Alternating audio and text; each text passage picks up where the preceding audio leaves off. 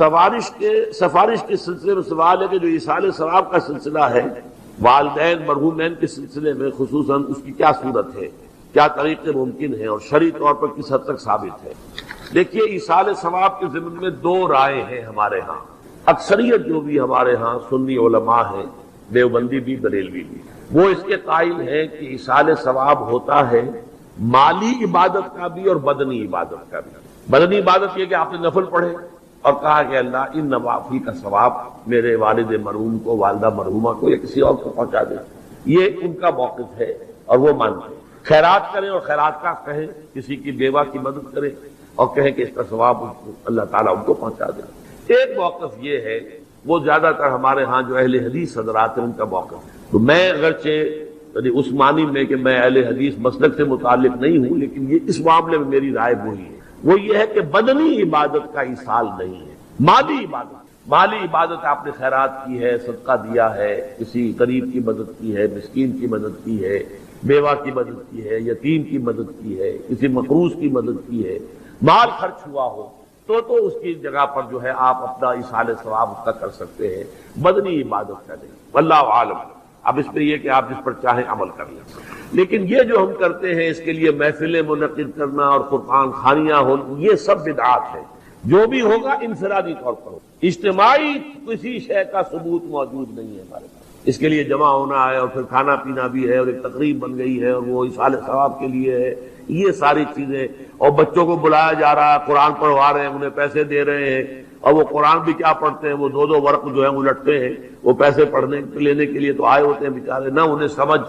یا یہ کہ اچھا بھائی تم ادھر بیٹھ جاؤ، یہ صفحہ تم پڑھ دو، یہ صفحہ میں پڑھ دیتا ہوں۔ کیا حماقتیں ہیں، ایسے مذاق میں تو سمجھتا ہوں دین کا اور قرآن کے ساتھ تمسخر ہے جو ہوتا ہے، یہ سب بدعات ہے۔ البتہ ذاتی سطح پر آپ نے قرآن پڑھا، اب صبح کے وقت تلاوت کی، اس کا ثواب کسی کو پہنچا دیا، تو جو پہلا مسلک ہے اس کی روح سے جائز ہے۔ میرے نزدیک قرآن پڑھنے سے، نماز سے، نفل سے، اس سے نہیں۔ البتہ مالی جو بھی خیرات ہیں، صدقات ہیں، تو اس کا ایصال ثواب ہو سکتا ہے۔ اولاد اگر نیک ہے تو وہ خود صدقہ جاریہ بن جاتے ہیں والدین کے لیے، بشرطے کہ والدین نے ان کی تربیت کی کوشش کی ہو۔ اگر کسی کافر کا بیٹا مسلمان ہو گیا ہے تو اس کافر کو تو اولاد سے کچھ نہیں پہنچے، لیکن کوئی شخص مسلمان تھا، اس نے اپنی اولاد کی تربیت بھی اچھے طریقے پر کی ہے، اب یہ جو اولاد نیکی جو کرے گی تو اس سے اس کا بھی ثواب اس کو پہنچتا رہے گا، یہ صدقہ جاریہ کہلاتا ہے۔ سورۃ الضحیٰ کا اس کا جو شان نزول ہے وہ یہ ہے کہ کچھ دنوں کے لیے، ایک تو بالکل شروع میں رک گئی تھی فترت وحی، اس کے علاوہ پھر ایک موقع آیا ہے کہ کچھ عرصے کے لیے بہت دن گزر گیا تو جبرائیل نہیں آئے اور آپ کے اوپر ایک شدید قسم کی جو ہے وہ پریشانی طاری ہو گئی۔ کچھ لوگوں نے بھی طعنہ دینا شروع کر دیا، کچھ عرصے سے محمد تم نے کوئی نئی وحی نہیں سنائی، کیا ہوا تمہارا شیطان کیا چلا گیا بس؟ کوئی ایسا بھی بتایا گیا کہ ایک دفعہ کہیں متواتر کئی راتوں تک آپ رات کو اٹھے نہیں، تو کہا وہ تمہارا شیطان تمہیں چھوڑ گیا ہے۔ وہ ساتھ کے رہنے والی عورت جو تھی کہ رات میں نے سنی نہیں تمہاری کوئی پڑھنے کی جو تم پڑھا کرتے تھے، کہ شاید شیطان تمہیں چھوڑ گیا ہے۔ خود آپ کو جس قدر ایک اشتیاق رہتا تھا کہ وہی آئے اور آپ کی وہ روح کو جو ہے مزید اور غذا اور تر و تازگی جو ہے وہ مسلسل ملتی رہے، اس کی وجہ سے یہاں تک آتا ہے کہ حضور فرماتے ہیں کہ اس درجے میں رنج اور غم میں تھا کہ میں سوچتا بربنائے طب بشری، اس درجے حضور کے اوپر جو ہے یہ شاخ گزر رہا تھا کہ وہی کیسے بند ہو گئی، اور اس میں یہ بھی تھا کہ اللہ ناراض تو نہیں ہو گیا، کیا مجھ سے کوئی خطا تو ایسی نہیں ہو گئی، یہ سبب کیا ہوا ہے؟ یہ ہے وہ کیفیت کہ جس کے اندر یہ آیتیں نازل ہو رہی ہیں۔ اور اب آپ اس کو سمجھ لیجئے کہ اس کا نفسیاتی اور انسان کی باطنی کیفیات کے ساتھ کیا تعلق ہے۔ انسان پر دو طرح کی کیفیات طاری ہوتی رہتی ہیں، جیسے میں نے پہلے ایک دفعہ آپ کو بتایا صدیق اور شہید کے درمیان جو فرق ہے بنیادی، کہ کچھ بنیادی طور پر لوگ ایکسٹروورٹس ہوتے ہیں، کچھ بنیادی طور پر انٹروورٹس ہوتے ہیں۔ ایکسٹروورٹس کھیل کود بھاگ دوڑ، لوگوں سے ملنا جلنا، گفتگو ہے، اسے دھکا دے دیا، اس سے مذاق کر لیا، اسی میں وہ خوش رہتے ہیں، بڑے مگن رہتے ہیں، تنہائی انہیں کاٹ کھانے کو دوڑتی ہے۔ اور ایک انٹروورٹس ہوتے ہیں کہ وہ مجلس وغیرہ کو نہیں ہوتے، اپنی تنہائی میں کہیں بیٹھے ہیں، غور و فکر کر رہے ہیں، سوچ بچار کر رہے ہیں، انہیں وہ مجلس سے زیادہ اپنا گوشہ تنہائی جو ہے وہ زیادہ عزیز ہوتا ہے۔ تو یہ دو مزاج اللہ نے بنائے ہیں۔ اسی طرح ہر انسان کے اوپر آلٹرنیٹلی کچھ کیفیات آتی ہیں جس کو ہم کہتے ہیں میرا موڈ آف ہے، ایک طرح کا قبض سا ہو جاتا ہے طبیعت میں بندش سی ہوتی ہے۔ کسی وقت اسی شخص کے اندر پھر انشراح سا ہو جاتا ہے، پھر ہنسنے بولنے کو جی چاہتا ہے، گفتگو کرنے کو جی چاہتا ہے۔ تو یہ کیفیت جب انسان کی روحانی زندگی سے متعلق ہو جائے تو اس کو پھر صوفیہ نے نام دیا قبض اور بسط۔ کبھی طبیعت میں انشراح ہے، انبساط ہے، طبیعت جو ہے وہ آبادہ ہے، ہر چیز میں روشنی کا پہلو آدمی دیکھ رہا ہے، ہر چیز کے اندر آپ کو معلوم ہے ایک تاریک رخ بھی ہوتا ہے کسی معاملے کا اور روشن رخ بھی ہوتا ہے، اس وقت انسان روشن رخ کو دیکھتا ہے۔ اور ایک وقت میں آتا ہے کہ طبیعت میں بندش سی لگ گئی ہے، جیسے اندر کوئی پکڑ لیا کسی نے، اب طبیعت جو ہے وہ بھی اپنے اندر وہ انقباض محسوس کر رہی ہے، اور پھر آدمی پیسیمسٹک ہو جاتا ہے، نا امید سا ہوتا ہے، پھر اسے ہر معاملے کا تاریک پہلو زیادہ نظر آنے لگتا ہے۔ تو یہ قبض اور بسط کی کیفیات ہیں۔ جب کبھی قبض کی کیفیت ہو، قاضی ثناء اللہ پانی پتی رحمۃ اللہ علیہ نے تفسیر مظہری میں لکھا ہے کہ قبض کی کیفیت میں اس صورت کا پڑھنا تریاق ہے، جس طرح حضور صلی اللہ علیہ وسلم کے لیے گویا کہ اس وقت جو وحی کا بند ہو جانا تھا وہ گویا کہ ایک طرح کے انقباض اور قبض کی کیفیت پیدا ہوئی تھی، اس میں اب اللہ تعالیٰ فرما رہے ہیں وَالضُّحَىٰ، قسم ہے دن کے دھوپ چڑھنے کے وقت کی، وَاللَّيْلِ إِذَا سَجَا، اور قسم ہے رات کی جبکہ وہ چھا جائے یا ساکن ہو جائے، سجا کے دونوں معنی سکون۔ اب دیکھیے ان دونوں کو کیوں لایا ہے؟ اس لیے کہ صبح ہے، حرکت ہے، برکت ہے، چلنا ہے، دوڑنا ہے، ہر شخص جا رہا ہے، ادھر جا رہا ہے، ادھر جا رہا ہے، رات کو سکون ہو گیا، تاریکی چھا گئی اور شور ہنگامہ ختم ہو گیا۔ لیکن یہ رات اور دن دونوں ضروری ہے انسان کے لیے، یہاں کا نظام چلانے کے لیے۔ اگر رات ہی رات ہوتی تب بھی یہ دنیا نہ چلتی، اور دن ہی دن ہوتا تب بھی نہ چلتا، تو رات بھی ضروری ہے۔ اسی طریقے سے نفس انسانی کے لیے کبھی کبھی قبض کا وقفہ بھی ضروری ہے۔ آپ اسے یہ نہ سمجھیں کہ اللہ تعالیٰ ناراض ہو گیا، یہ بھی ہماری تربیت کا ایک سمجھیے کہ ایک جز ہے۔ ما ودعک ربک وما قلی، آپ کے رب نے آپ کو رخصت نہیں کیا ہے، نہ ہی وہ آپ سے ناراض ہوا ہے۔ وَلَلْآخِرَةُ خَيْرٌ لَكَ مِنَ الْأُولَىٰ، اور اس کے بعد جو وقت آئے گا اس قبض کے بعد وہ پہلی سے بھی بہتر ہوگا۔ اور میں حیران ہوتا ہوں کہ کیسے غالب نے وہ بات کہی ہے کہ جو بالکل ترجمانی ہے اس کی، رکتی ہے میری طبع تو ہوتی ہے رواں اور، یعنی یہ کہ جب میری طبیعت کے اوپر کبھی کبھی رکاوٹ سی آ جاتی ہے، اب شعر جو ہے اچھے نازل نہیں ہو رہے، لیکن جب وہ رکاوٹ سے میں نکلتا ہوں، اس قبض سے نکلتا ہوں، رکتی ہے میری طبع تو ہوتی ہے رواں اور، اس لیے کہ اس قبض کے بعد جب مرحلہ آتا ہے انبساط کا اور انشراح کا تو وہ ایک قدم آگے ہوتا ہے، آدمی اس پہلی کیفیت سے ایک درجہ جو ہے اس کا بڑھ چکا ہوتا ہے۔